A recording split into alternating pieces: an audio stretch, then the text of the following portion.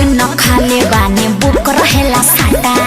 और बलिया बक्सर कबो झड़िया कहियो टाटा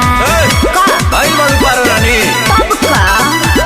अरे एको दिन खाले बानी बुक रहेला साटा आरा बलिया बक्सर कबो झड़िया कबो टाटा 2000 देखी घाघरा उठ गए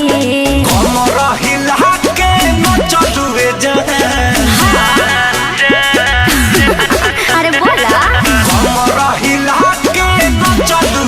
जादू जी की चौकी टूटी गई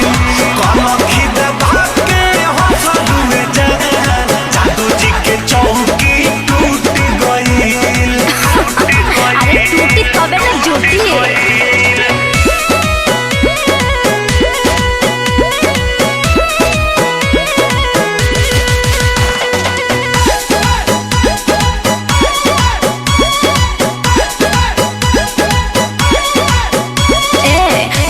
कवन परेशानी बा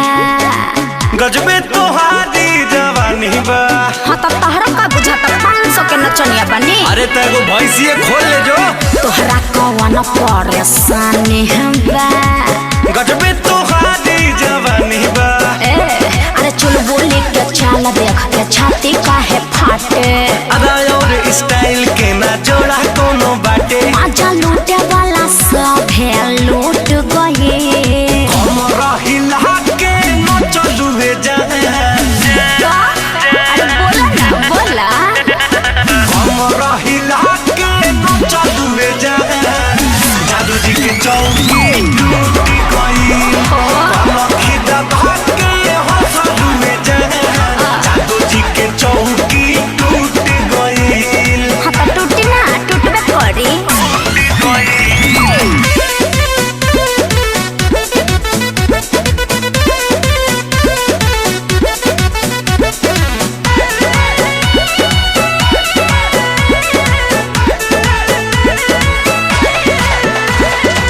मिले वाला ये तना बुझला घर बोला तोहरो कहाँ काहे बताई तहरा के हो लगलू टेढ़ हुए हाँ तो का चिचकारी मिले वाला ये तना घर बोला तोहरो कहाँ अरे आग के हम गोला हई दूरे रह बाबू रस भरल रसगुल्ला देखी जरा नहीं के काबू काहे देखी क्या पसीना छूट गए हमरा हिला के न चलू हे जाए अरे हमारे काम ही है हमरा हिला के न चलू हे जाए जादू जी के चौकी टूटी गई कलखी दबा के हंसलू हे जाए जादू जी के चौकी टूटी गई। अरे इतने ना कल पांडे जी के यहाँ भी 2 चौकी टूटल रहे।